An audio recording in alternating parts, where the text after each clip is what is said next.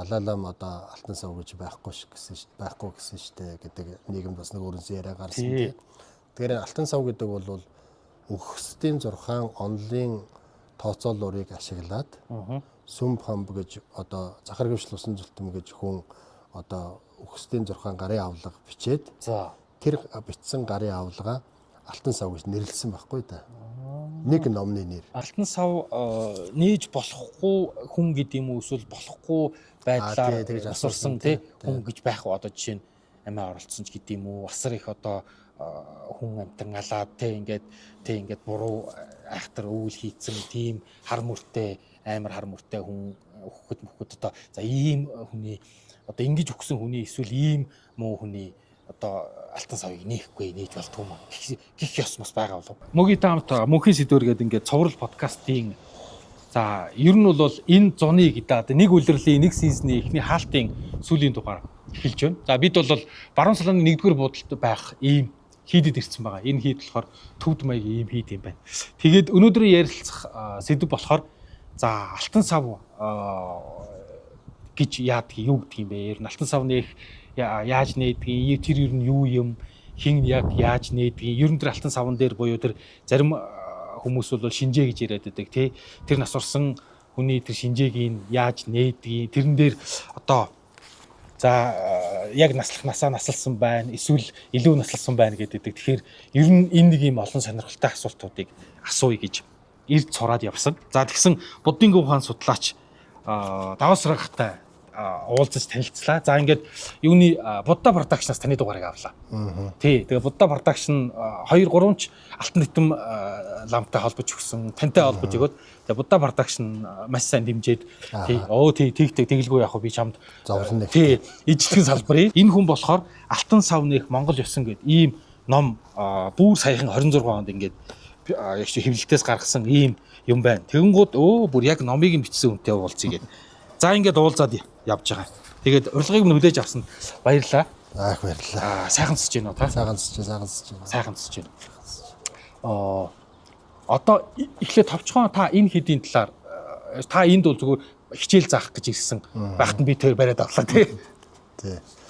Энэ Жанамби ясны хэд байгаа. Ер нь бол бурхны шинд чинь 4 том урсгал байгаа. За. Тэгээ тэрний одоо далай өгш бол сүүлийн үед албаасаар ингээд 5 болж тоолж байгаа. Тэгээ 5 дахь нь бол энэ Жанамби яс байгаа. За. Одоо Гэлэгва, Нямава, Сажава, Гармава гэж таадаг шиг тэрний одоо нэг урсгал нь бол энэ төвдийн хуучны одоо бурхны шинд урсгал гэсэн үг л дээ. За. Ер нь энэтэй манай монголчууд ч бас холбоотой шүү дээ. Жанан дарамтын хувилгаа гэдэг манай өндөргийн нэг. Өндөргийн нэг буюу манай Монголын бурхны шинэ одоо тэргүүний Монгол газар төрхийн уртаа талын дүр нь бол Жанамби ясны хувилгаа байсан байгаа гэсэн үг байхгүй юу? Тэгээд Жанан дарамтын хувилгаа гэж өндөргийн нэг үл хэлдэг. Тэгэхээр энэ хоёр өөрөө ингээд язгуураар нь бодох юм бол Монголын бурхны шинэ тэргүүн Монголын бурхны шинэтэй бол ямар нэг хэмжээгээр томбох хэмжээний холбоотой юм байна. Тэгээд энэ дээр бол манай одоо энэ шинэ сургуулийн төгсөгч Монгол баяр гэдэг лам байгаа энэ хийдийг тэргүүлээд одоо сургалт судалгаа энэ хурлын ажлыг хийгээ явж байна. Тэгээд энэ хүүхэд энэ хэд байгуулад тэгээд Жанамбын одоо ёсны шишний ном сургаалыг дэлгэрүүлээд бас энэ дундаа хэд хүүхэд авцсан хуралд хуруулгын зэрэгцээгээр хичээл ном энэ төр заах ийм хэрэг гараад тэгээд би нэр орчуулга гэдэг хичээл орж ийн хэдэн ламд нэр орчуулга орж байна. Тэнгүүд хамгийн ихний асуулт манай ээж болохоор манай өвөө бас нэг юм ер нь тийм уншлагатай маягийн хүн байсан байхгүй нагц өвөө маань. Гэхдээ ер нь хар болцсон тийм.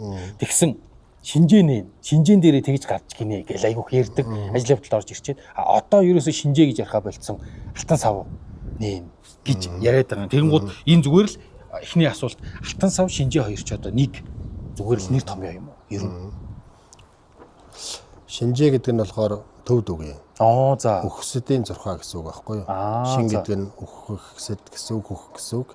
Зээ гэдэг нь бол 6 гэсэн үг байхгүй юу? За. Өгсөдийн 6 гэсэн үг. Тэгээд энэ үг өөрөө бол ер нь буддын ухаан, буддын одоо 10 ухааны тий. Баг 5 ухааны нэг тэр 6 ухааны нэг айн байхгүй юу? За. Энэ дотор бол амьдын 6, бэрийн 6, дотгорын 6, өгсөдийн 6 гэл ингээд явна л да. За. Тэгээд ирэхэд тэр өгсөдийн 6 гэж хэлж байгаа нэг зурхааныг одоо бүлэг ойлголт юм уу гэж ойлгож болно. Бид нар гарав гэдэг одоо зурхаан том шүн байгаа. Үндсэн гол шүн маань байгаа. Шүн гэдэг нь гол онлын ном байхгүй. Тэр онлын номын 29 дугаар бүлэг бол тэр чигтээ одоо ингээд энэ өгсдийн зурхааг эрхэн яаж тооцох юм бэ? Ямар очилтой юм бэ гэдэг ингээд тавьсан. Тэр үндсэн гонлын сурвалжин дээр бол байгаа. Бид нар яагаад энэ нэг алтан сав гэдэг юм бэ? Тэгээ магадгүй одоо тааж бас асуухах гэж бодож байна. Далайлам одоо алтан сав гэж байхгүй гэсэн штэ гэдэг нийгэмд бас нэг өөрөөсөө яриа гарсан тийм. Тэгэхээр алтан сав гэдэг бол өгсдийн зурхаан онлын тооцооллуурыг ашиглаад сүм хамб гэж одоо захар гөвшил усан зүлтэм гэж хүн одоо өгсдийн зурхаан гарын авлага бичээд тэр бичсэн гарын авлага алтан сав гэж нэрлсэн байхгүй да. Нэг номны нэр. Өөрөөр хэлбэл монголчуудын нөгөө аливаа нэг юмыг эерүүлдэг, бэлэгдэл утгыг голчилдог. Энэ сэтгэлгээний үүднээс тэр өгсдийн зурхааг хэрхэн яаж тооцох вэ гэдэг гарын авлага зохиогоо тэрийг номынхоо нэрийг л алтан сав гэсэн. Тэгэхээр далаа өгш бол тэр алтан сав гэж асуухаар мэдэхгүй байх бол бүр аргагүй байхгүй мэдэхгүй гэсэн. Монголчуудын алтан сав гэж нэрлэлцгийг далаа өгш мэдэхгүй. Хэрэв өгсдийн зурхаа гэж асуусан бол далаа өгш тэрэнд ярих байсан. Өөрөөр хэлбэл. Тийм. Тэгтэл алтан сав гэдэг нэг хин гэдэг ч одоо юу гэдэг даваасран гэж хүний хэвлсэн нэг алтан сав гэдэг номыг тэр хаа байсан нэг газар одоо өөр төвд байгаа хин нэгэн тэрийг мэдэх албагүй үстэй. Мэдэх боломж байхгүй шах байхгүй. Тийм байхад тэр нэгж номын нэрээр асуучаад бүхэл бүтэн тийм ёс байдгийм үү гэж асуухаар бол хүн ойлгохгүй байна. Тийм тэр нэрээ юун дээр Facebook чи нэг баахан шүүмжлэлээ штэ тий. Далаалам мэдгүй манайхан ч бүрс тоног. Монгол ам нар одоо ингээд энэ зовлонгоор юу лээ нэг зовлон болохоор лам таргалдаг тий. Зууд болохоор нохоо таргалдаг. Одоо ингээд энэ хэд ард түмнээ зовсон ард түмнээс шулах идэх арслын хэрэгслийнх нэг юм байна. Энэ шишнийхэн нэзний мэдэхгүй багт чинь энэ төргээд баахан ярьсан да. Тэгээд тэр бол яг хуу би бол тэр фактог бол жаахан буруутгамар л байгаа байхгүй юу. Ер нь юу ганцхан тэр хүнч бас биш. Одоо өнөөдөр бид нар мэдэхгүй юм мэдэхгүй гэж хэлээд ярмааргүй байгаа юм. Одоо өнөөдөр хэн мэдж байгааг нь мэддэхгүй, хэн бас мэддэхгүй байгааг нь мэддэхгүй. Ерөөсөө ярьдаггүй сэдв гэж байхгүй. Бүгд ингээд нэг юмны тухай, юуны чамаагүй тухай ярьдаг. Ийм байхаар бол үндсэндээ бас энэ чи ардаа тал дээр нь бүхэл бүтэн мэдлэг ухаан өгөөсгөгдөх. Бүхэл бүтэн өв уламжлал өгөөсгөгдөх. Ингээд явсаар тэр өв уламжлал юм чинь зөвхөн хэдхэн ламдар өвлөж уламжлах ёстой бас биш. Энд чинь Монголын соёл сэтгэлгээ бүх юмыг шингээсэн л ийм зам үйл байгаа бол Монгол хүн болгон энэнийг өвлөн уламжлах, хадгалах, түгээн дэлгэрүүлэх, ухуулан таниулах тий энэ юмд өөрөөсөө гэсэн хой нэмэр оруулж явах хэрэгтэй. Тэгтэл тэр юмыг ингээд нэг хүний их мэдэмхий ярианаас болоод тий гадаад хэлтэй актер хэлтэй устай хүний хандлагаас болоод тэгээд энэ бүгд их маш эвгүй байдалд орсон шүү дээ энэ бол. Тэгсэн. Харин ч яг хөө тэгээд дараагаар нь Жовзон дорж хамб саяны цагаан сарын өмнөхөн бахааны нэвтрүүлэг дээр энэ алтан сав гэдэг бол нэгжний номны нэр юм гэж бас учир зүгийн тайлбарлаж байгаа шиг байна. Тэр жаргал сайхантай ярилцахтаа. Тийм тэр дефактогийн асуултын доор бас ганц нэг хүмүүс тэгжлээ харин тий.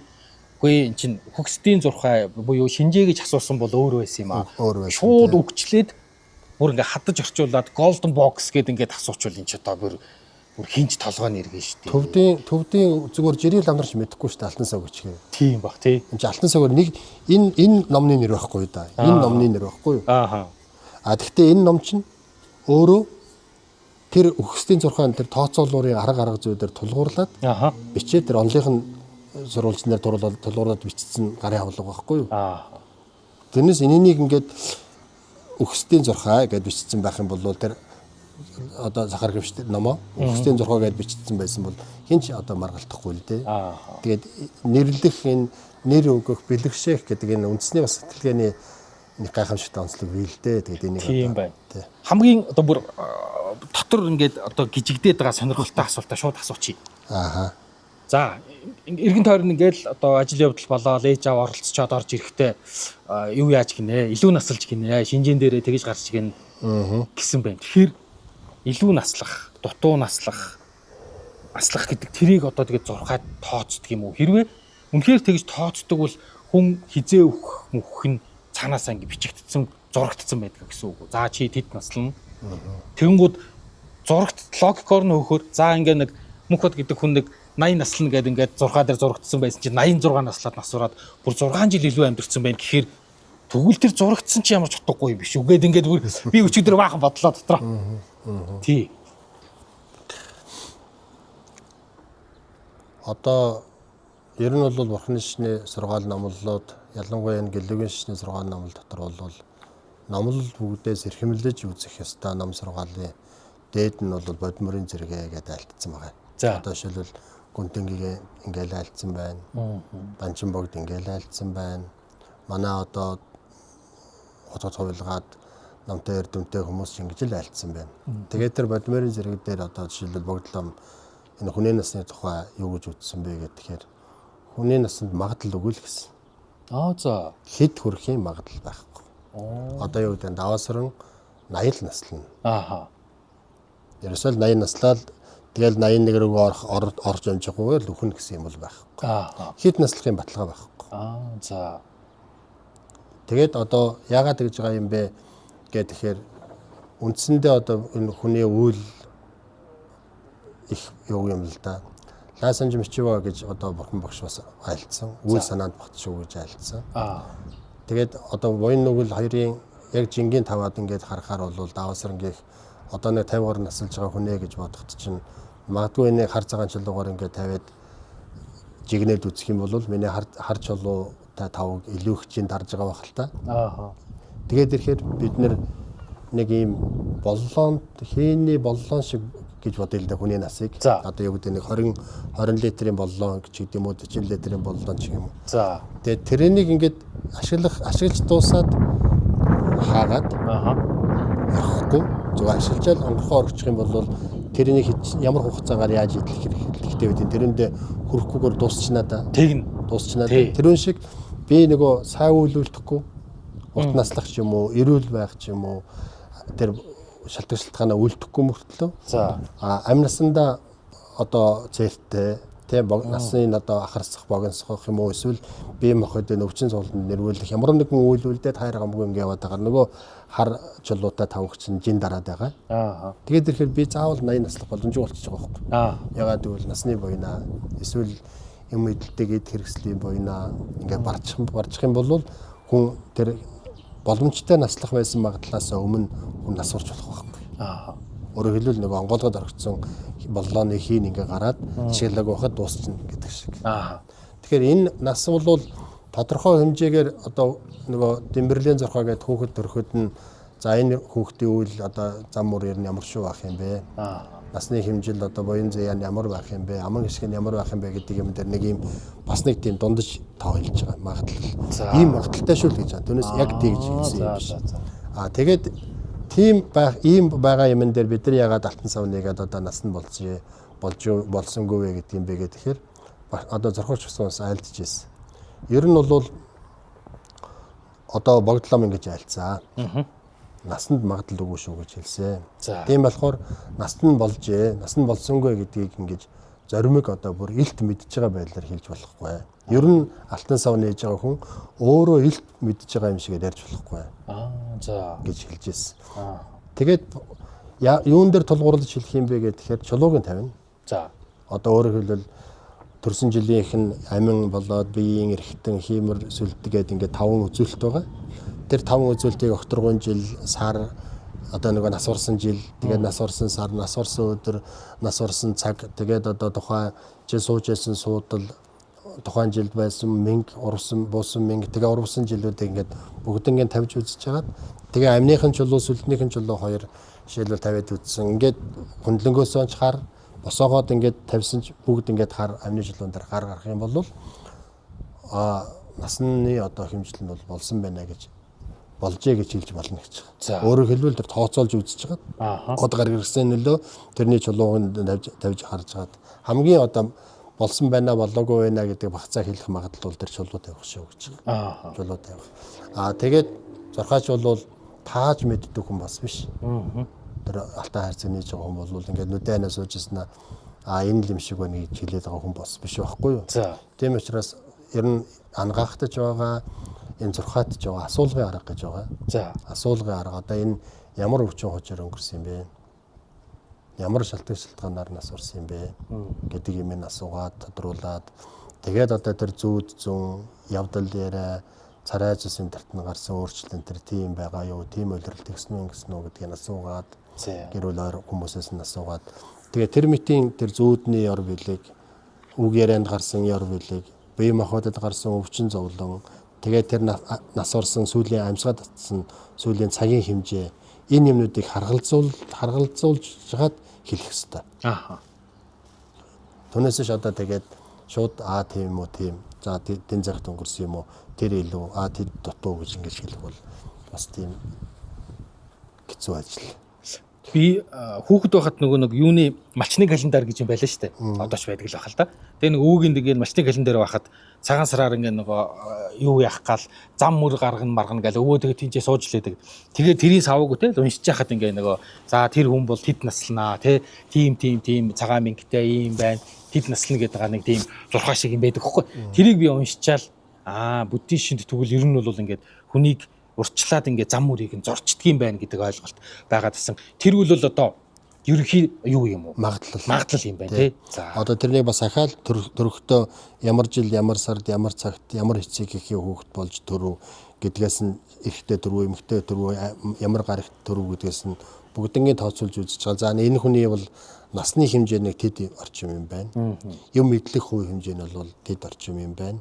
Би эрүүл мэнд одоо ажил үйлсэнд бүтэмжтэй сайн сайхан байх тал нь бас тийм байна гэдэг ингээд ерөнхий нэг юм гаргаж байгаа. За. Түүнээс одоо яг ингээд хэдэн сарын тэдний өдөр тийм ажил хийн, тэдний садан өдөр тэгж өвдөн, тэнгүүдэн тэгж идэгэн, тэгээд ийм болно гэсэн тийм одоо бүр нөгөө календарчилсан төлөвлөгөө шиг тийм байх. Тэрийг хүн өөрөө бий болгож амьдрна. Тэр өгөгдсөн өгөгдлөө зөв юмд ашиглаад сайн сайхан ажиллаад амьдраад ингээд болцоо боломжоор урт наслаад амьдрах уу? Эсвэл өгөгдсөн өгөгдлөө буруу ашиглаад түрүүний нэг онгорхоо орхицсан боллон шиг хаамаагүй үрд зараад юу хамаагүй хийсээр байгаад нас эрүүл мэндэнд орох хөрлөшрүүлээд тэр боломжтой байсан боломжийг ашиглахгүйгээр наан нөхөх гэдэг чинь бидний өөрсдийн гарт байгаа. Бид нар өөрсдөө л тэрийг зохицуулж байгаа. Юун дээр хөгсдийн зурхаа гэсэн та түрүү нэг 5 зурхаа анги юу ярьчих шиг боллоо тий. Одоо ингээд та одоо жишээл таныг одоо 80 оны төмөр мич гэж бодъё л да. 80 оны төмөр мичтэй хүн гэж бодъё. Тэгэхээр төрсөн жил чинь мич болж байгаа. Тэгээ яг 80 оны мич бол төмөр махбодтой мичин жил байхгүй юу? Ер нь 60-д бол 5 янзын мич байна. За. Гал мич байна. Тийм. Одоо тэгээд шороо мич байна, төмөр мич байна, усан мич байна, модон мич байна гэдэг. Ингээ 5 махбодоор 12 жилийн чинь ингээд үржихэд 60 болоод нэг одоо цаг хугацааны цикл гарч байгаа байхгүй. Тэрэн дотор 80 он төрсөн хүн бол төмөр жишээлбэл төмөр мичин жилтэй л дээ. Тэгээд тэгэхээр энэ төмөр мичин жилийн амин махбод, бие махбод, эргэтэн махбод, хиймрийн махбод, сүлдийн махбод гэдэг ийм 5 хүн байгаа юм. Тэгээд ирэхээр одоо мич бол амин махбод нь төмөр, ягаад төмөр юм гэхээр төмөр суудлал дээр суудж байрладаг. Мич дахин хоёрын жишээ амин төмөр юм аа. Гэт амин махбод нь төмөр. Төмөр мич гэж байгаа учраас эргэтэн махбод нь төмөр. За тэгээд одоо модон мич дахианы бие махбод нь төмөрөө гэх юм бол нөгөө төмөрчин модны дайсан учраас за бие нь одоо дайсны махбод нь шороо гэдэг ингээд бие махбод нь шороо. За химрийн махбод нь мод гэдэг ингээд тавууланг гаргадаг байхгүй юу? Сүлдний махбод нь амны ихэн сүлдний махбод гэдэг төмөрийн ихэн шорооч гэдэг юм уу ингээд тавиад. Тэгээд тэрнийг окторгон жилдээ одоо сартай өдөртөө ингээд нас орсон тэр хэмжээ цаг хугацаанд ингээд харгалзуулаад хөндлөн тавьж тооцоод чулууд тэрийг чулуу тавих гэдэг байхгүй юу? Чулуу тавих. Тэгээд тэр чулуу тавиал ингээд хараад насных нь ардадал дээр тооцоход 2 хар юм уу, хар цагаан юм уу, 3 хар юм уу, эсвэл 2 цагаан юм уу, эсвэл 1 цагаан юм уу, эсвэл 3 цагаан ч юм уу гарч болно. За. Тэгэл тэр цагаан хар алин гарч байгаагаас нь шалтгаалаад түрүүний тэр асуусан өвчин зовлон одоо тэгэл элдв янзын яр үзэгдэл бэлэгдлүүд те зан аашны хувирлын өөрчлөлтүүд тэр юмнуудын энэ асууж байгаа л тэгэл тэр юм дундаас л сурхаач хүн өөрийн шинжилгээ хийж хэлнэ гэж байна. Зурхаа шогшуулбал бидэрт ном ингээл явж байгаа л хөдөлж байгаа л. За тэгээд миний хүүхдүүд ер нь зурхаа чинь ухаанаар чимдэг шүү гэж. Ухаанаар чимнэ гэдэг нь бол ухаантай сайн хүн бол болгон зурхаа сайн зурна гэсэн үг бас биш байхгүй юу? За. Өөрөөр хэлбэл тэр цуглуулсан мэдээллүүдийг, датануудыг маш богино хугацаанд боловсруулад тэгэхдээ тэр нөгөө амьдрал дээр урд өмнө олон ясан дурслагад энэ төр дээр тулгуурлаж дүн шинжилгээ хийгээл хариуг нь хэлхийг л хэлж байгаа. Богино хугацаанд.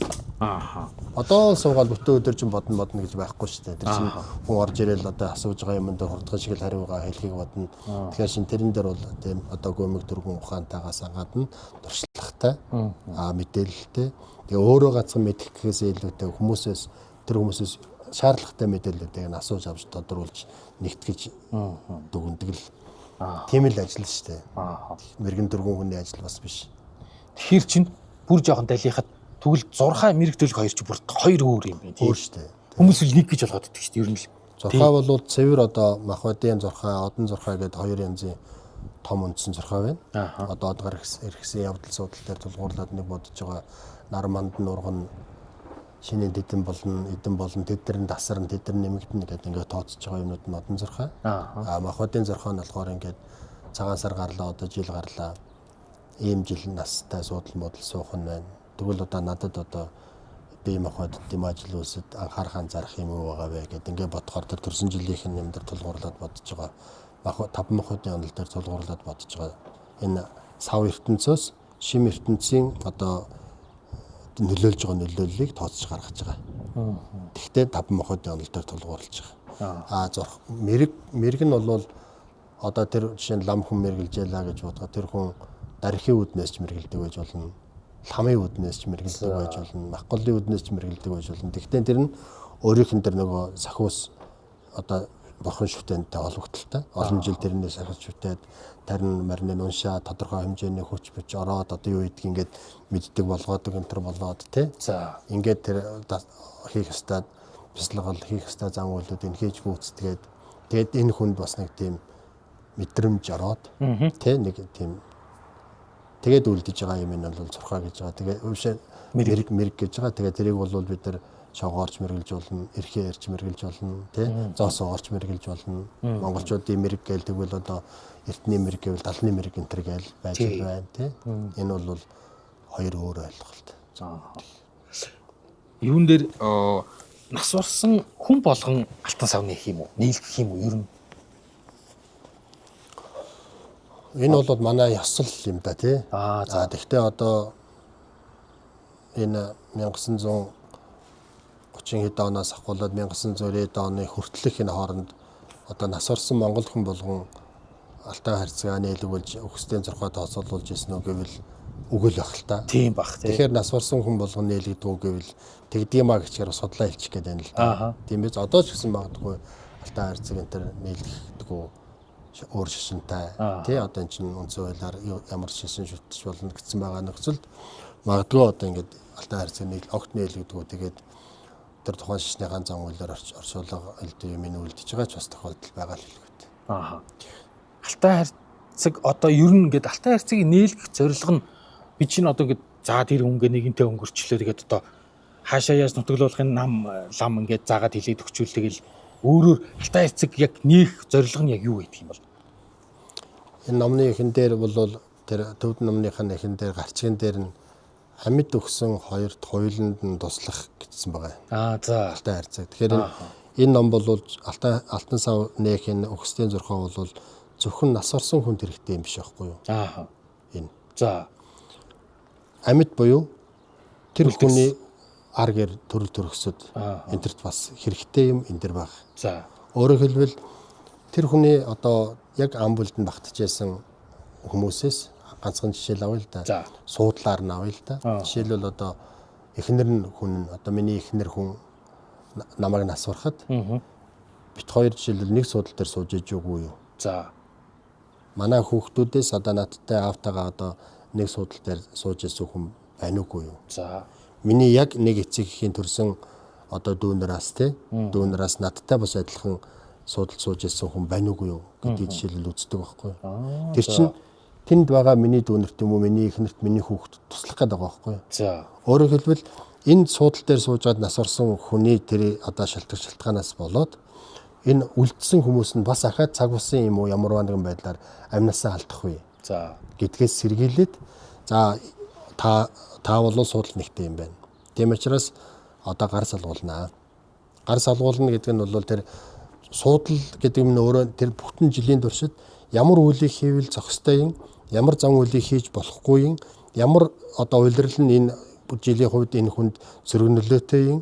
Энэ үед юу үйлдэж болохгүй вэ гэдэг юм нөгөө суудлынхын үүднээс нөгөө цагаан сарын өмнө дотгорын зохио гэж тавиулаад ноён нургуу зүлэн барина гэдэг үстэй. Тэгээ тэр чинь тэр суудал мэнг энэ төр дээр илүү тулгуурлаж шилдэг байхгүй юу. Тэгээ тэр зан үйл тэр юмнууд дээр тулгуурласан юм хэлж өгөхгүй бол магадгүй би өгөхдөө суудлаасаа болсон илүү шалтгаанаар амнасаа алдсан буюу болохгүй зүйлийг хийгээд болохгүй зүйлийг болохгүй цагт зүгтэн ч юм уу хийснээсээ болоод би амнасаа алдсан байх юм бол тэр шалтгаан бас ахаад нөгөө ижил суудалтай хүмүүст нөлөөлөд бас араас нь одоо хүн зүү усаар өгөх вэ дээ.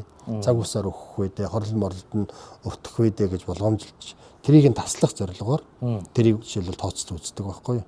Ингээд харахаар энэ зөвхөн даваасранд нас барсан даваасранд төдийгүй амьд даваасранд ч хэрэгтэй болж байгаа байхгүй. Ер нь их том агуулгаар нь авч үзэхээр энэ бол юу юм бэ лээ. Одоо ингээд бодоод эргээд бодоход бол бурхны шинэ үйлүүрийн онолтой энэ үхслийн зурхаа бол холбогдно. За. Тэгээ яагаад холбогдож байгаа юм бэ гэхээр түрүүний тэр зөвхөн тэр суулаас илэгдэл болохгүй үйл гэж хэлээд байна да. Тэр чинь зөв буруу үйл л гэсэн үг шүү дээ. Зөв буруу л гэсэн. Эргээд юунд зөв юм бэ гэхээр миний оршихуйд зөв, юунд буруу юм гэхээр бас миний оршихуйд буруу болоод байгаа үз. Өөрийнхөө оршихуйг одоо эвдэх юм уу? Эсвэл өөрийнхөө оршихуйг хамгаалж бат бэх байлгах юм уу гэдэг чинь миний үйлээс шалтгаалаад байгаа. Тэр үйл юмынх нь агуулж байгаа юм эргээд буцаад юунд хор нөлөөтэй байдаг юм бэ? Нам хүрээлэн байгаа орчинд бас хор нөлөөтэй болоод байдаг. Хүрээлэн байгаа орчинд элдэн юмда зөвхөн амиа бодоод амьдарсан хүн өөрийнхөө амийг ингээд хадгалаад байлаа гэж бодоход магадгүй ингэж сууснараа би бусдын оршихуйд бас хор хөнөл болж ивэл ямар үр дагавар гарах юм ч гэдэг юм уу те. Ингээд тал талаас нь ингээд бодоод байхаар энэ юмны юмд бол бид нар илүү урт насалж гэдэг юм уу эрүүл байж ямарваа нэгэн байдлаар өөртөө болон бусдад ийм хоргуугаар ажиллаж амьдрья гэх юм бол амьдын зурхад илүү их одоо кичих хэрэгтэй. Илүү их үеийн үрт кичих хэрэгтэй. Бусдын амран болон гівдэхгүй байхын төлөө кичих хэрэгтэй.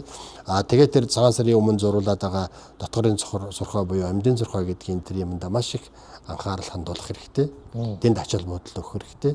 Хэрвээ тэгэх юм бол энэ юмнуудын шалтгаанаар бид нар одоо өгөх нь үнэн боловч цаг бусаар өгөхгүй байх боломж хүнд бий болно. Цаг бусаар өгөхгүй байх. Тэгэхээр энэ буцаад үеийн үр тэгээд зурхай талдаа болохоор амьдын зурхай буюу дотгорын зурхай юм дээр илүү ачаал бодол гэж ойлгох юм бол энэ зурхай алтан савны зурхай ачаал бодол бас гарах юм бэл. Нэгэнт нас урчлаа бол яах юм бэ? Нас орсон хүн жишээлбэл тэгвэл бас ямар тустай юм бэ гэхээр одоо хойд төрөлдөө ямар төрөл төрхийн ямар үйл үртсгээд явж байгаад ямар үйлээр нь ямар үр дагавраар нь одоо ямар төрөлд авч болох юм бэ энэ төр гэдгээс ахгуулаад хэдэн цагт нас барсан юм бэ гэдгээс нь тэр шалтгаалаад тэр хүнийг тэр зуурдын төрөлд байхад нь арга гэрийнх нь те сайн төрөл рүү залгах жолоодох ийм болцоо боломжийг бас арга гэрийнхэнд нь олгоод ирэхээр дандаа тэр одоо зуурдын төрөлд болцоо боломжгүй байгаа өөрийн ирэхгүй байгаа тэр төрөлд бурхны номын хүчээр туслана гэж байгаа байхгүй тэр нас орсон хүнийхээ төлөө гэсэн тэр хүний арга гэрийн хүмүүсийн сэтгэлийн хүчээр тэр тус дэмийн тэр хүн авж сайн төрлөө авна гэж бичсэн байгаа байхгүй. Гэхдээ ингээл явахаар тэгэл амьд өгсөн ойлонд нь тэгтэй гэж хэлээд байгаа санаа гарч байгаа. Зурхайг одоо ингээд энэ алтан сав гэдэг юм уу шинжээ гэдэг юм уу тэрийг нээн гэхээр ер нь одоо их л зурхаач мундаг лам байдаг юм уу?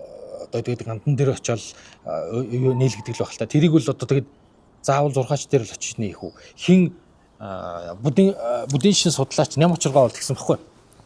Бараг наадах аппликейшн шиг те ингээд юм бараг хоёр чим ингээд залуучууд бараг хийцэн байгаа шүү дээ. Ер нь яг уг нь бол алгоритм бид нар ярилцлага чинь бол бас сонслоо л өөрөө ч нэг нэвтрүүлэгт орооч гэхээр нь ер нь юу ярьдаг хөө юм хин хинтэй ярилцсан бол юу гэж ярьсан бол гэдэг.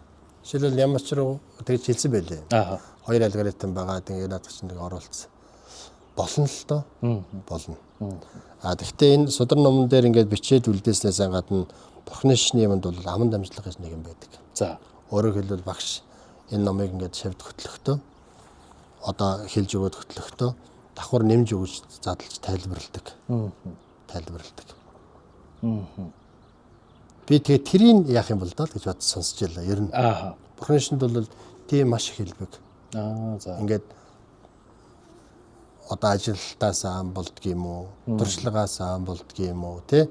Ингээд багш нь бол ингээд шавьдаа за энэ дээр ингэдэг, энэ юм дээр ийм юм дээр анхаарах хэрэгтэй байдаг. Энийг ингэж ойлгоно шүү гэдэг ингээд хэлээд өгсөн юм нь тэр болгоно энэ номон дээр байдаггүй. Тэрийг яах юм бол гэж. Жишээлбэл одоо алтан сав нээж байгаа хүн манай зурхаач багш бидэнд хэлэхдээ чи өөрөө ингээд мэдээд байгаа хүн шиг ерөөсөө аяг ааш биеийн хөдөлгөөн дуу хоолой гаргаж болохгүй. За. Дамжуулж хэлж байгаа юм шиг байх хэрэгтэй гэж. Өөрөөр хэлбэл тэр сүнстэй ингээд нөгөө зурдын төрөлд байгаа сүнстэй харьцаад тэгээд тэнд нэг тийм одоо юу гэдгийг бор хөрөн өнгийн цанц байгаа гинэ. Дараад байна би тэрийг авмаар байна гэж байна гэж. Юу гинэ? Тийм тэрийг л авъя гэж байна гэдэг юм. Ингээд нөгөө далд ертөнцтэй тэр зурдын төрөлд байгаа амьтантай харьцаад байгаа юм шиг маягаар хэлээ. Тэрс ингээд хамаг юмыг мэдж байгаа хүн шиг ингээд өөрөө л одоо мундагтаа мэдээд байгаа хүн шиг ярьж болохгүй. За. Жишээл одоо тэгээ алгоритм яаж хэлэх вэ тэрнийг? Багшийн тэр одоо жишээл ламнаас аманд хэлсэн чихнээс чихэнд дамжуулсан тэр үгцийг яаж хэлэх вэ? Алгоритмд яаж оруулах вэ? Ийм мэтэр одоо яг эн чин тооцоолууртай тэгээ 5 махбод тэр гарыг ирэхс янз бүрийн юмных нь нөлөөгөөр ингүүл тэгнэ гэж байгаа юм чинь энийг оруулж болно, алгоритмд оруулж болно. Би бол тэрийг бол би үүсгэхгүй байна. За. Ганцхан тэр одоо жишээл багшийн яг миний ганцхан саний хэлсэн тэр жишээг л гэхтэл яах вэ? Тэгээд өгөгдлүүдээ нөгөө таны тэр хамгийн түрүүний асуултын насын яадаг юм бэ гэдэг байгаа тийм. Нас нь одоо урт насалжээ, илүү насалжээ, дутуу насалжээ гэдэг байгаа юмыг яадаг юм бэ. Тэгэхээр тэр чинь 12 цаг одоо цагийг чинь ингээд яваа. За тэр цагт бол 3 сар эсвэл ч одоо юу гэдгийг 1 сар илүү дутуу, 5 насаар илүү байна, 5 насаар дутуу байна энэ гэдэг нэг ерөнхийд магадлал юм бичсэн байгаа байхгүй юу? Гарын авлага дээр. Тэгэл тэр чинь нөгөө асуултуудаар бусад асуултуудаар батлаад баттгаад тэр нөгөө юмнуудыг чинь нэгтгэж дүгнж жагаад нөгөө хэлж байгаа юм чинь тэгэл оруулчихаар нөгөө юм чинь ганцаараа л гарна шүү дээ. Юу гэдэг дахиад цагт өнгөрөхөөр 3 сар илүү насалж гинэ гэд гарвал 3 сар илүү насалж гинэ. Булган цагт нас орчлаа гэсэн чинь за 1 жил дутуу байсан гинэ. Гэвэл 1 жил дутуу байсан гинэ гэдэг нөгөө алгоритм чи хэлнэ үү? Хүн биш юм чинь. Тэгэхээр нөгөө хүн нөгөө зурхай алтан хайрцаг нийлж байгаа тэр хүмүүст байгаа бусад мэдээллүүдээр дээр тулгуурлаж анализ дүүн шинжилгээ хийдэг. Тэр имийг тэгж шилдээн шүү гэж хэлсэн нөгөө багш нарын маань захаас аажих үлээ. Тэрийг хэн хийх юм? Тэгээ энэ өөрөө сэтгэл зүйн их нарийн асуудал байхгүй да. Бас энэ өөрөө харин тийм. Зүгээр ингээл нэг юм захимд нэг хідэн давчлаар оруулаад мэдээлэл оруулаад за ингэж гинэ гэдэг ингээд хүн тэрийг шуудаар хүлээгээд авчдаг юм биш байхгүй юу? Хүн цаг усаарж өгч болно. Цаг хаарч өгч болно тий. Гинтийн байдлаар ингээд одоо хүн өгч боломгүй өгөхлөөр ч хүртэл өгсөн байж болно үсттэй. За. Тэгээд одоо тэр өгсөн хүн хинж байж болно үсттэй. Хүний үр хүүхдэж байж болно, хүний аав ээж байж болно тий. Хүний хань нөхөрж байж болно. Гарцгүй хүн гэж байхгүй шүү дээ. Хичнээн мууч хүн байсан гэсэн, аргачинж байсан гэсэн, хулгайч байсан гэсэн тэр гэрвэл тэр дотор бол хүнл эмчин орон зайтай, хүнл эмчин байхгүй бол гарцтай үсттэй. Тэгтэн тэгэл огт тийм хүйтэн нэг алгоритм чи хүүтэлд хэлнэ үсттэй. Тэгнь тий. Хөөрхөдөө ингэж бодчихвол ингэж хэлчихвэл энэ одоохондоо хүлээж авахгүй мэн. За яг энийг хэлчихээ дараагаар нь энийг ингэж хийж чад хэлчихдээ гэж боддог нөгөө зурхаачийн ухааны чинь алгоритм бодохгүй үсттэй. Манай зурхаач агш бол номон дээр байгаа болгоныг хэлж болохгүй гэж хэлсэн бүр. За. Бүгдэнд нь хэлж болохгүй. Тэгээд үнэхээр их уугаа шүү одоо ингээл гуниг харуусал элдэмэнд өртчихөл ингээл уйлал майлал байж байгаа хүмүүс байгаа тий. Тэгээд ингэх юм бол тэр дундаас харж агаад хамгийн тогтой. Тэгээд тэр юмыг тэр хүмүүсийн ингээд нэг удирдах ахлаад явж байгаа тий. Тим хүнд нь нийтийн дунд хэлж болохгүй юм тэр хүнд нь чухалчилж хэл. Тэгээд за ийм шиг байна. Ийм номуудыг уншуулаарай. Гэхдээ энэ номыг уншуулж байхдаа ингэж бодчихэж, ингэж залбирж гэж байгаараа гэж тэр зурхаач хэлсэн шүү гэж хэлээрээ цаад хүмүүстэй. гэж. Аа. Нийтийн дунд хэлж болно болохгүй гэж байгаа юм байгаа байхгүй юу? Нийтийн дунд ингээл одоо тэн дотор чинь ямар ч хүмүүс байж болно. Нас нь дутуу байна гинэ гэж хэлчих юм бол тэгэл тэр чи одоо бүр тэрнээс л болоо л тий. Магадгүй одоо тэрнтэй л хамтал нэг гараал архи угаал тий. Тэрнээс болоод тэрмүүгээс болоод манай одоо хүүхэд ингээд нас орчиж. Манай хань нас орчиж. Насан дутуу байсан юм байна. Тэгээ тэрнээс болоод ингээд яачлаа. Нас орчлаа. Тгээггүй л бол манай хүн байж явах байсан байна гэл. Тэгээд нөгөө хүмүүс хоорондоо эв түнжин нөгөө нэг хэсэг бүл улсууд байвал тэгэл хоорондоо насан туршдаа магадгүй эвлж нэгдэхгүй дайснууд бол яах юм. Тийм учраас нийтийн дунд тэгж хилдэг юм хилдэггүй юм гэж байд юм аа миний хөлтө. Тэрийг сайн анзаарч хэлж байгаарай. Хүний сэтгэл зүйн байдлыг сайн анзаарч харж хэлж байгаарай гэжсэн. Тэрийг яах юм бол даа гэж би та яриаг сонсоод бодчихлаа. Юуг зурх алтан сав нээж болохгүй хүн гэдэг юм уу эсвэл болохгүй байдлаар насварсан тий хүн гэж байх уу одоо жишээ нь амиа оролцсон ч гэдэг юм уу асар их одоо хүн амтан алаад тий ингээд буруу айхтар өвөл хийцэн тийм хар мөртэй амар хар мөртэй хүн хөхөд одоо за ийм хүний одоо ингэж өгсөн хүний эсвэл ийм муу хүний одоо алтан савыг нээхгүй нээж болтгүй юм гэх ёс мос байгаа болов. Өөрөө чинь дөрөвний нэг асуултанд бас дутуу хариулсан байна. Тэгээд энэ хоёрыг ер нь баг нэг юм байна. Хин алтан харьцаа нээдэг юм бэ гэж өөрөө бас асуусан.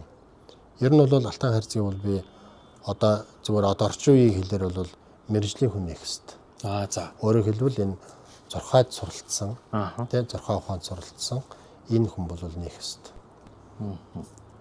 Үлийн үр хайлгандаг одоо үлийн үрийг үнэн гэж хэлж боддог. Энэ хүн амтан туслыг гэдэг сэтгэлээр үлдэх хэвээр. Энэ бол ямар нэгэн амжиргаа дэтгэх тийм ямар нэгэн алтар нэр олох, мэрэгэн дурганы нэр олох тийм юмны хэрэгсэл ерөөсөн биш. Тэгж хэрэгэлдэггүй. Тийм миний төлөө хэрэгэлдэггүй. Тэгээд энэ номыг үтсэн ийм мэрэгжлийн хүн бол одоо орчин зэгийн хэлээр бол мэрэгжлийн хүн нь энэ алтан харьцагийг нээх хэрэгтэй. Өнөөдөр магадгүй ингээд нэг төвд ном гадарлаад юм уу те эсвэл ерөөсөө ингээд төвд ном огт мэдэхгүй мөртлөө энэ алтан савны одоо гарын авлагыг кириллээр орчуулсан. Тэгээ кириллээр орчуулсан энэ бариад суугаад тэгээд хэдэн сарын одоо ямар сард ямар өдөр яасан ямар суудал дээр ямар мөнгөтэй гэдгийг зөвхөн гэж хараад ингээд хилээд байгаа юм болов уу гэмээр юм тохиолдлууд их олон болсон. Харамсалтай. Уг нь бол тэр чинь тийм тооноо өгдлүүдний ном дээр орчуулгдсан ч орчуулаагүй ч бичээ тавьсан байгаа ч гэлээ гэсэн. Тэдний чи хооронд нь тооцоод нөгөө чулуу тавина гэж хэлсэн. Тэр юм чинь тооц чулууг нь тавьчаад үлийн үрийн онол тэр хүний сэтгэл санааны байдал буян шиг байдал элдвэнүүдээр харжаад тэр хүнд илүү их тийм үлдгэсэдэд нь илүү их тийм ачтаа тустаагаар хилдэг юмыг зүгээр л ингээд эндээс уншаад ингээд амжуулаад хэлэх юм. Кириллээс уншаал зөвхөн ингээд бодох чулуу тавихгүйгээр дамжуулж хэлж байгаа бол нэрэн өөртөө уншаад тий ингэх л ёстой юм байна гэж явж яагаад болохгүй юм. Мэргэжлийн хүн байгаад байгаа. Тэр тооцоо чулуу тавь гээд байгаа. Тэр учир шалтгаан үлээр хайлганд хүний чулуу учралт хүний биеийн гэл одоо цааш байгаа тэр ухтунд мэддэг хүн хэлнэ гээд байгаа санаа нь тэр ихгүй мэргэжлийн хүн нээх хэрэгтэй. Алтан сав нээдэггүй нээж болон болохгүй гэж ялгах юм бол энэ цаашаа яваад ирэхээр амтныг ялгасан одоо хамаг амтныг ойр болоод хол дайсан болоод нөхөр гэж ялгах болохгүй. Хамаг амтан ойр хол ялгалгүй амрам болон болох болтугай. Хамаг амтан одоо өргөнөх тачаах те ямар нэгэн дайсан дуурлах ямар нэгэн садандаа тачаах тэр гимээс хагцах болтугай гэж бурхны шинтэг хүн бодож тэгж итгэж тэгж авралаа дулдгал юм бол өгсөн амтан болгонд туслах ёстой. Тэр христийн шашинтай байна уу? Тэр мусульманы шашинтай байна уу? Тэр хамаагүй амтан л бол амтан. Эцээц тэр хүн надад одоо ингээд одоо манай энэ хүн бол бөө мөргөлтөн байсан. Эсвэл манай энэ хүн христийн шашинтай байсан. Гэхдээ одоо ингээд алтан савыг нийлгүүлээ гэдэг ирэхэд манай шашинны хүн биш байна. Би алтан савыг нээхгүй ч гэдэг юм уу. Имерхүү маягийн үйлдэл бол хийж нээхгүй гэдэг юм бол байхгүй. Өөрөөр хэлбэл өхөн гэдэг бол одоо битгээр өөрөө эрэхтэй байгаа байхгүй. Бидний одоо яаж амьдрах бол одоохондоо бидний гарт байна. Тийм байна. Тэгтэл нас урчхаар өөрөө ирэх байхгүй. Зурдын тэр 49 оноо дотор бол одоо мэрэгдийн тэр номон дотор бичсэн байгаагаар бол ямар ч чөлөө байхгүй. Ямар ч өөрийн одоо ирэх байхгүй. Би өөртөө нэг тустай тим хийчихэд аач гэдэг боломж байхгүй. Тим юмар хорон хүнд одоо амтнд хүрэгчээд аач гэдэг тим чадал байхгүй. Тим үеийн чадалгүй болцсон байгаа уу яахгүй. Ийм үед нь бол нөгөө твдэж явахт нь твнэрч болоо тусал гэдэг үг байдаг үстэй Монгол хэлэнд те монголчууд тэрэн шиг ийм зуурдын энэ дараа төрлөө болох гээд байж байгаа энэ зуурдын төрлөд нь байгаа амтнд туслах хэрэгтэй. Тэр тусалж чадвал илүүх буянтай харин ч. Тийм учраас тэр одоо алтан сав нээхгүй болохгүй гэдэг юм бол байхгүй.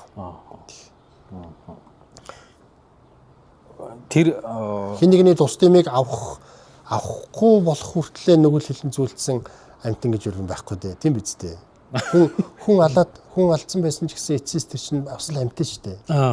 Яасан амтэн бэхээр мунхах гэдэг юмныхаа эрхэнд автаад, уур гэдэг юмныхаа эрхэнд автаад хүний амь насыг хөнөөж болохгүй гэдгийг мэдхгүйгээсээ болоод хүнийг амар амгалан газаргал гэдгээс салгаж болохгүй гэдгийг умартснаасаа болоод хүний амьд хүрсэн мунхах амтэн шүү дээ. Харин ч тусламар амтэн чинь тэр шүү дээ. Жинкнээс нь тусламар амтэн чинь за чи ийм нэсэн болоод ингээхээр амтны амнаас амийг хөнөөсний үр дагавар тийм зовлон гарна. Чамдч тийм зовлон гарна. Тэр хүний аргалч тийм зовлон өөрт нь гарна гэдгийг мэдхгүйгээсээ болоод чи ийм үйл хийсэн байна. Харин ч тэрийг сайн ухааруулж ойлгуулж синхруулж өгж туслах хэрэгтэй юм чинь тэр үсттэй. Тийм учраас юм алтан цав нээлэх шаардлагагүй ч гэдэг юм уу юм бол харин дөнгөж гараад юм уу одоо нөгөө ихий хөвлөдөө одоо нэг амьгүй энэ штэ тий. Тэгвэл одоо бүр ингээл гариг өдөр цагийн тавиад зурхаа бол алтан цав бол нээхгүй. Зөвхөн одоо тэр өдрийн сайн муу зүг хараад тэгэл сайн зөвхөн одоо тэр тухайн өдрийн юм уу сарын юм уу нөгөө шаарл мэрлэн тэр гаргаж болохгүй тэр зүг рүү тогтоож өгөөл зөв чигээр тогтоож өгөөл гээйлгэж хүүхэд гээж байгаа тохиолдол бол алтан хайрцаг нээхгүй. Тэр нь бол их хвчлэнтэй дутууд өрсөн тий ийм дөнгөж дөрөөд нас орсон няраа энтерт бол заавал ингээл өдөр сар жил мэнг гэдэг нөгөө урсан жил мэлгээл бүх үзүүлэлтүүдийн тооцоод тавих халавгүй гэсэн үг.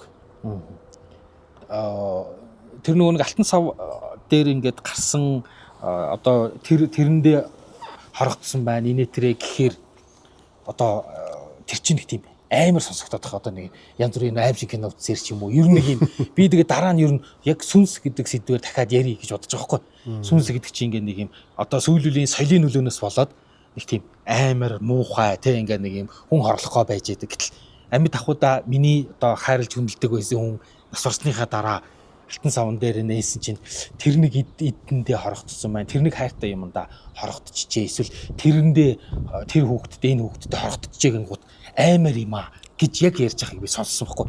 Тэгээ би тэндээс 30 алтан сав нээлээ гэдэг чи бүр аймаар юм биш үү дээ юу сүнс хорогдсны хүртэл олоод мэдээ тэрээд хилээд өгчхөр чинь. Гэт тэгээ сүлд ингээ бодож байгаа наач тоо. Амьд ахуда хайрладаг байсан хүн маань ингээ сүнс болчхороо аймаар ч юм уу тэрэндээ хорогдоод байна гэдэг. Тэгээ тэрийг явуулахын тулд тэгээ одоо яг яах юм.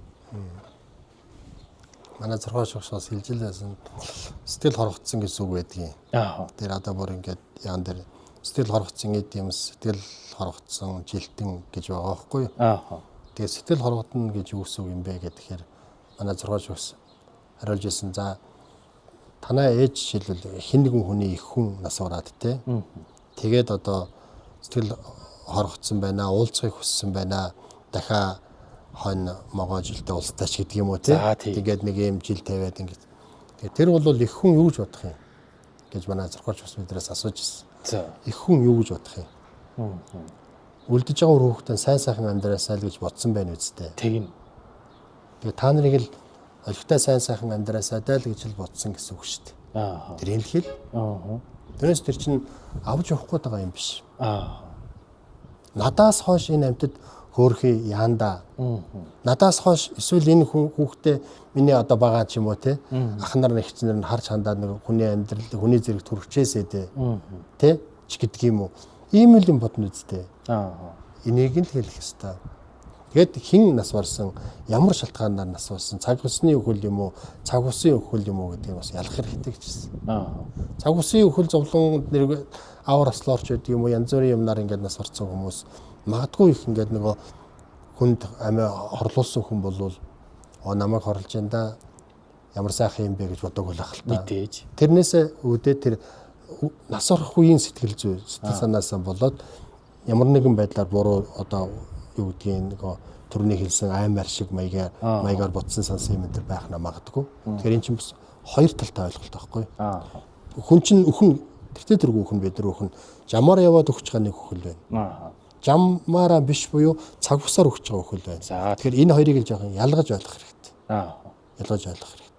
Тэрнээс одоо ингээл юу ингээл авч явах гээд байгаа юм. Юу л өөрийнхөө араас ингээд багал зурдаад олоод чинь нөгөө дээс өглөөд тэгээ араас чирээд явах гээд байгаа юм бас биш байхгүй юу.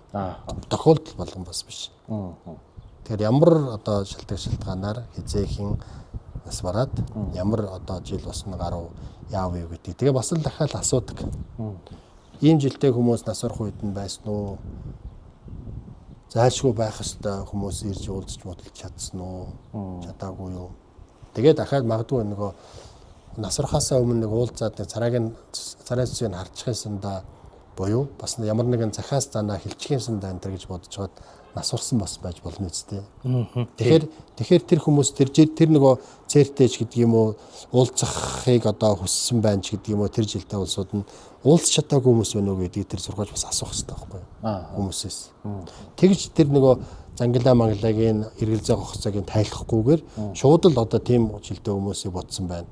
Тийм юмдаа хорхоцсон байна гэдээ ингээд хэлчихээр хүн гэдэг амт нэг үлдчихэж байгаа юм чинь сэтгэлийн амт юм чинь. Таны нэг айгаад байгаа юм шиг болгоомжлоод байгаа юм шиг юмыг бас бодхоос л дарахгүй байхгүй. Тэр цангилаануудыг гаргаж өгдөг хүн чинь зурхаач хүн. Тэр зурхаач хүн чинь нөгөө мэрэгжлийн байна, нөгөө ном шүмгийн үтсэн байна, нөгөө өөлийн үрийг мэддэг, хайлагнадаг байна, шүтэн бариллаа хоосон чанар юм гэдгийг чинь мэдсэн, таньсан хүн байна гэж хэлээд байгаа юм чинь энэ байхгүй. За төгсгөлд нь бид хоёрын яриа ингээд дуусах юм нэлээд удаа ярьчлаа. Төгсгөлд нь ер нь ингээд ер нь бид нар өөрсдөө бол өөрсдийнхөө өхлийг бол мэдэхгүй байх зүгээр эргэн тойронд одоо яг ингээд нэг юм саяхан ярьж ирсэн би найруулагчтайгаа 40-од наснд нэг тийм айгүй өхөл хагацлалтай их таардаг юм байна. Амьдралын зам нэг ийм эргэлтийн үе явах шиг байна. Тэгээ ингээд ангийн групп найзуудын уулзалтан дээр дандаа л яг ингээд манай ээж аав тэрний маань ээж аав өнгөртөгжээ ингэжээ гэл ингээд тийм тэгэнгүүт ер нь бид нар алтан сав нийлэхэд бид нар юу мэдэх ёстой вэ?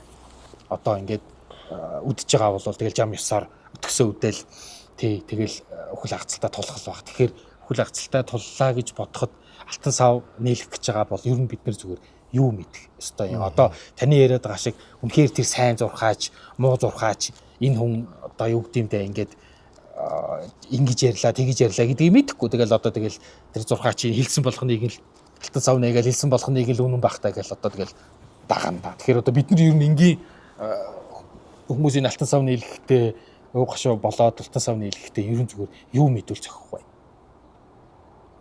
Олон юм байгаа бах та тий. Жишээлбэл хамгийн цаанагтал одоо нэгдүгээрт бол нас орсон хүнээ яг хэдэн цагт сүлийн амьсгаа татуу гэдгийг бүр сайн тэмдэглэх хэрэгтэй. Цаг бол хамгийн гол нарийн үзүүлэлт. За. Өөрөөр хэлбэл жил гэдэг одоо энэ окторгон жил буюу энэ гал морин жил гэдэг бол чинь хувь даваасрангийн хувьд нэг юм хаан шиг нөлөөтэй юм гинэ. За. Өөрөөр хэлбэл хөрөл сүх гэдэг ерөнхийдөө намайг танихгүй байхгүй юу? Танихгүй. Бид хоёр ингээд тааралддаггүй. Ямар нэгэн харилцаанд ордоггүй. Тийм болохоор хөрөл сүхээс надад шууд ирдэг нөлөө байхгүй юу? За тийм.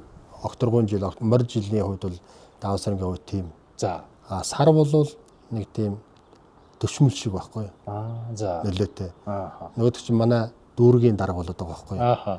Нөгөө манай одоо Сүхбаатар дүүргийн засаг дарга. За. Тэгтэл бид хоёр таарахгүй. Мэдээж. Тэгтээ хөрөл сүхээс араа ойрхон. Тэ? Тэгээд дараа нь өдөр нь болохоор цэрэг шиг. За. Нөгөө манай багийн юм уу хорооны юм уу эсвэл манай сөөхийн дарга болчиход байгаа байхгүй юу? Тийм байх бүр ойрхон. Мэднэ шүү дээ даваасраа чи танах одоо хогоо тэнд хаяхгүй байна. Эсвэл танах тэр мөнгөө өгөхгүй байна гэдэг нөгөө чинь хаалга тогшоод байна үстэй тий. Тэр нөхөр чинь одоо сар өдөр чинь тэр байхгүй. Тэгээд нөгөө сөөхөн дарга нэг юу гэдгийг нэг бичиг авчираад ингээд за нөхөр минь одоо ингээд төлбөр төлөөгүй учраас танаа тогийг таслалаа гэд нэг нөхөр явуулаад тогийг таслуулчих гээ надаа. За тий. Тэр чинь яг нөгөө цаг. За шиг мис цаг бол бүр мис шиг нөлөөлдөг гэж байгаа байхгүй. За. Тийм учраас тэр цагийн юунд яг юм бол маш сайн тэмдэглэх хэрэгтэй насарсан хүний. Жил сар өдөр цаг мөгийн сайн тэмдэглэх хэрэгтэй. Бас тэгээд ер нь бол заавал нэг юмд ингээд тулж очиод. Заавал нэг юмдээ нүр тулчаад. Энэ юу байдгийм бэ? Юу юм болоо гэхгүйгээр бид нэр бас уртчилж одоо юмсуудыг жаахан судалж мэдмээр байгаа байхгүй. Энэ үүднээс нь шилбэл би энэ номыг хүмүүсээр болж гаргаад байгаа байхгүй аминдаа. Ингээд одоо та худалдаж зурхаач юм байна. Ерөөсө танаас боллоо тий. Энэ жинхэнэ зурхаач юм байна. Би тийшээ явуулаа гэд ингээд яваад байхтын завч хөлөөгөө шууд нүр төлдөг юм бол энэ нөхөл байхгүй. Тий. Харин тий. Тэгэл одоо тэр нэг хүн хэлээ за тэрг ойл одоо мундаг гэж очихоор тэнд очихоор 10 хүн очиод 5 хүн очиход чинь тавууланд нь таалагдах нааж магадгүй таалагдахгүй байх нааж магадгүй тий. Хүний чинь санаа бодол өөр юм чинь. Тэгэл ингээд ирэхээр за нэгдэл ирсэн чинь тэр хүний хэлснээр нь л одоо хийхээс арга байхгүй. Тэгэхээр би энэ номыг одоо яагаад ингээд гаргаад байгаа юм бэ гэхээр заавал одоо би бол энэ нэг өөх болсон хүн нүхээр энэ номыг нээж уншдаг ном битгий байгаасаа гэж бодож байгаа байхгүй.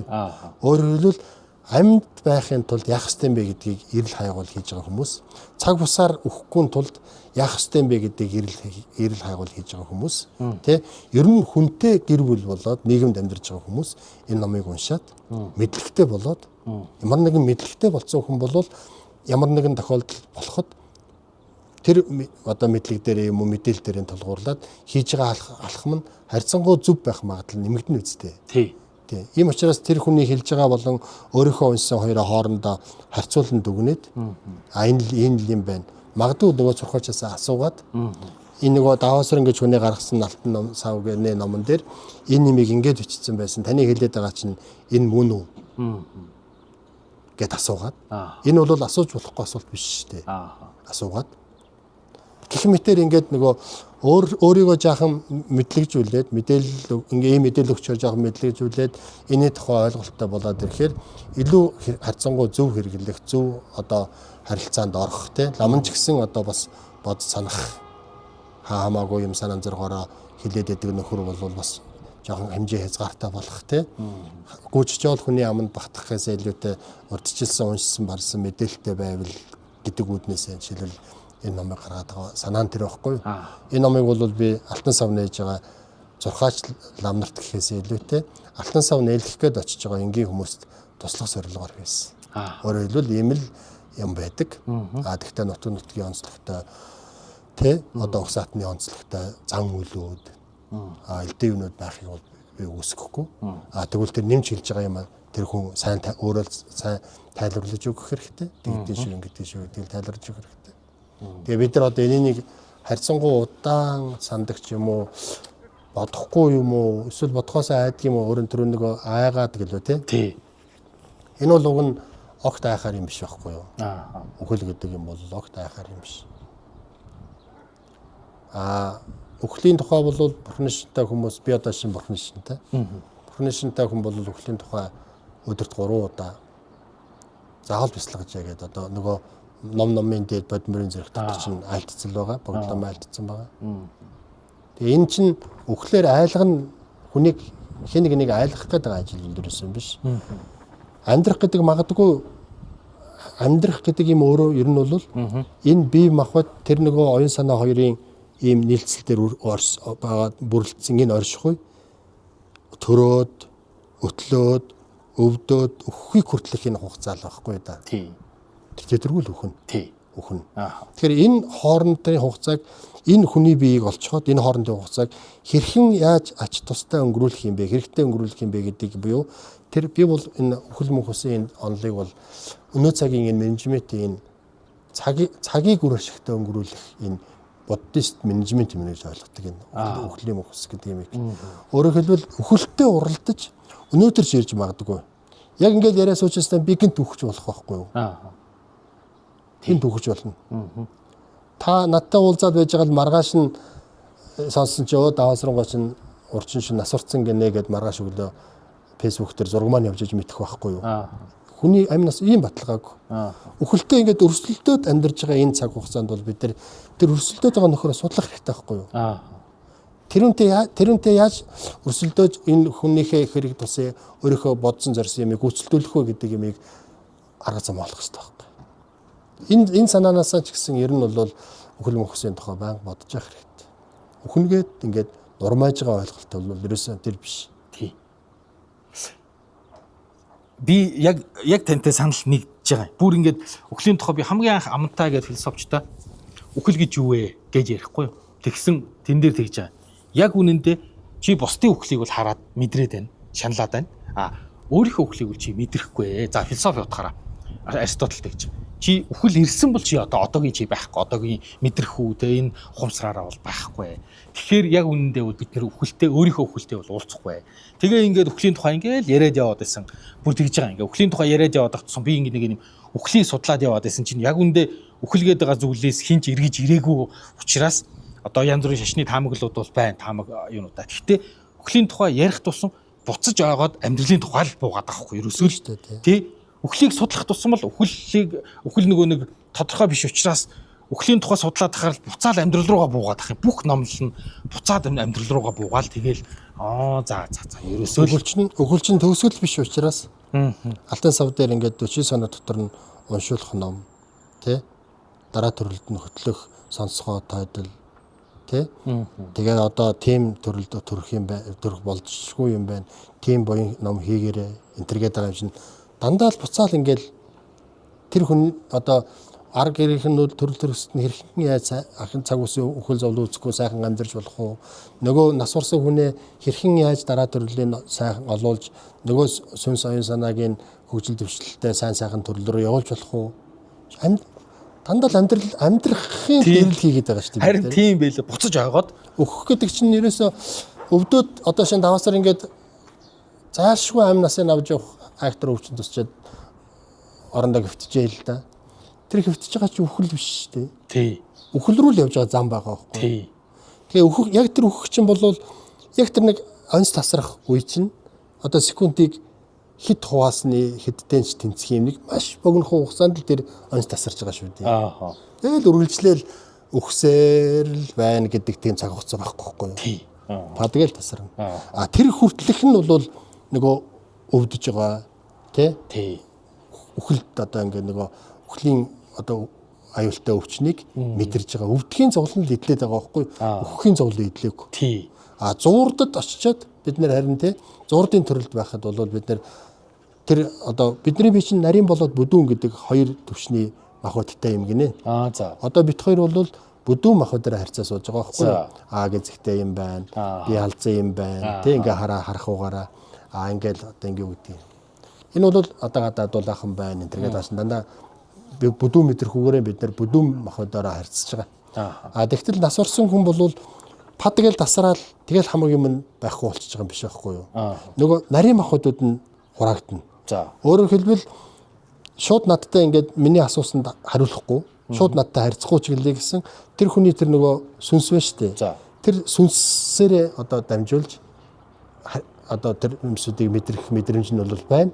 Тэгээд энэ бие махбодын буцаад нарийн модрондод нь хураагдаад ингээд хураагдана. Тэгээд тэр хураагдж байгаа махбод нь эхний тэр 49 хоногийн эхний 3-7 хоног дотор тийм байна. Дараагийн 7 хоногудад нэм болно. Тэгээд дараагийн авах төрлөө авахтаа бие галбир нь тийм авах төрлийнхөө бие галбирт орно гэдэг нөгөө сонсгоод тойдол гэдэг номон дээр чинь тодорхой байгаад байгаа шүү дээ. Тэр юмнуудыг ингээд бичээд явсан. Тэгэхээр тэр чинь үхэл гэдэг юм хэрвээ төгсгөл байх байсан бол энэ алтан савны хэлгээд тий хойдын буйны нүүлдүүлэх гээд дараа төрлөн тийм болно юм болно энэ төр гээд ингээд яриад ах юм боломж байхгүй.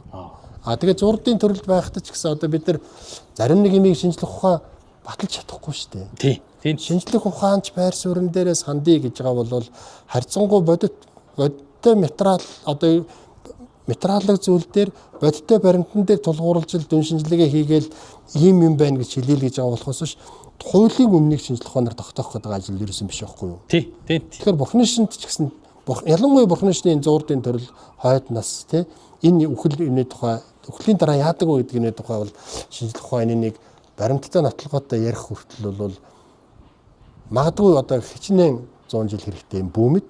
Хэрвээ ийм юмны тухай яриад эхэлсэн эхлүүл тэр цагт шинжлэх ухааны шинжлэх ухаан гэх юм уу? Шашин гэх юм уу? Тий. Асуудал бас өөр байхгүй юу? Тийм байна. Шинжлэх ухаан гэх юм уу? Тэрнийг шин сургаал гэх юм уу? Тий. Тэгэхээр тэр миний ном дээр та бас уншиж үзээрэй тэр нөгөө талигаач нартаа тэр тэмдэг тавьдаг тухай. За сонсч ийсэн. Тэмдэг тавьдаг тухай. Энэ бол их онцлог юм байлээ. Тэр алтан савны одоо гарын авлагууд дээр бол тэмдэг тавих тухай юм байхгүй л дээ. Тэндэн тавиараа, тэдэн цаг тавиараа, тим юмар тавиараа энэ төр гэдэг юм байхгүй. Тимжилтэй хүнд улаан бэхээр тэндэн тэмдэг тавиараа, хөх бэхээр тэндэн тэмдэг тавиараа шиг юм тийм байхгүй. Гэхдээ монголчууд тэмдэг тавьдаг. Тий, би сонсч ийсэн. Тий, тэмдэгэн төрдөг. Тий.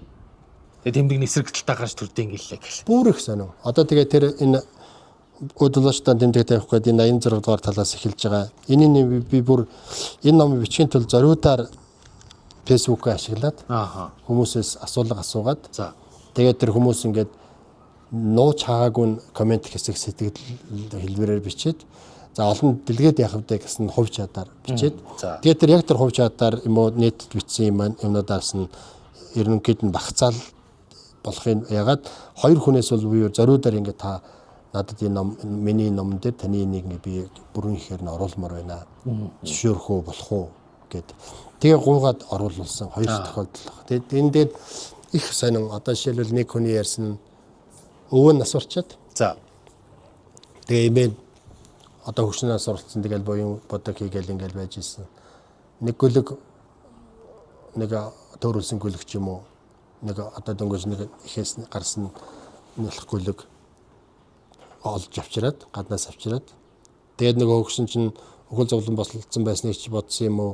Тэгээд нөгөө монголчууд чинь нохой цаа юм чинь. Тэгээд нөгөө гүлэгт чи хоол өгөөд хоолыг нэхтүүлээд. Тэгээд нөгөө гүлэг өгчихгүй юу? Тэгээд дараагаар нь нэг муур хашааныхын толгоон дээр суучаад орлоод ахаар нь монголчууд чинь нөгөө мууранд бас төдийлэн сайн биш юм чинь. Нөгөө эмээ чинь муурыг нь хөөж гад хөөгээ явуулчихгүй юу? Тэсэн чинь нөгөө муур нь хаач явж байгаа дахиад нэг газар хөлдөөд өгсөн ч юм уу өлсөж өгсөн ч юм уу өгчжилтэй. Тэгээд охноос нь хүүхд төрөхгүй юу? Тэгээд охиных нь хүүхд нь 3 чөлөө 5 чөлөө орчинтай настай байхдаа би одоо тэгээд хаанаас ирсэн бэ гэдэг шиг яриа болсон байгаа биз? Тэсэн чинь би ч одоо 2 хүүхэд жил ирлээ штэ гэсэн гэж байгаа.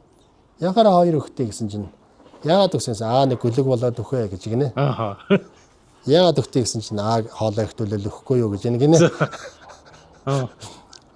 За тийм ээ дараах нь яагаад өгсөн гэсэн чинь нэг муур болоод өгөө гэсэн гэж. Өөрөөр хэлбэл тэр зуурдад дараа төрлөө авахын тулд дунд нь хид хідэн төрөл сэлгэсэн байна шүү дээ. Тийм байна. Гэхдээ тэр алтан сав нээгдэхт нь бол охиндоо хүү болж төрнө гэсэн гэж байгаа. Охиндоо хүү болж төрөх юм байна. Тэгээ манай наг зуугс гэсэн. Тэгээд охиндоо хүү болж төрнө гэсэн байдаг. Тэгээд нэлээ хэдэн жил болсон. Тэгээ гинтгэн тэр нөхөр гарч ирээд би одоо ер нь инженеэр бол араачул гэж ирлээ. 2-2 өгчөөж ирлээ шүү гэсэн чи маягийн яриа болсон байгаа байхгүй. Тэгээ яг тэгсэн чинь имэн eerэн тэгсэн шүү. Нэг гүлэг ирээд бид дэжээгээд тэгээд одоо хоолол ихтүүлсэн байхдаа өгсөн. Тэгээ нэг муур одоо ингээд гашаан толгон дээр ойрлоод ахаар нь хөөсөө хөөснөө тэрний газар очиж өгсөн юм байж л тээ. Тэгээ тэр тэмдэг юмдыг нь таарсан.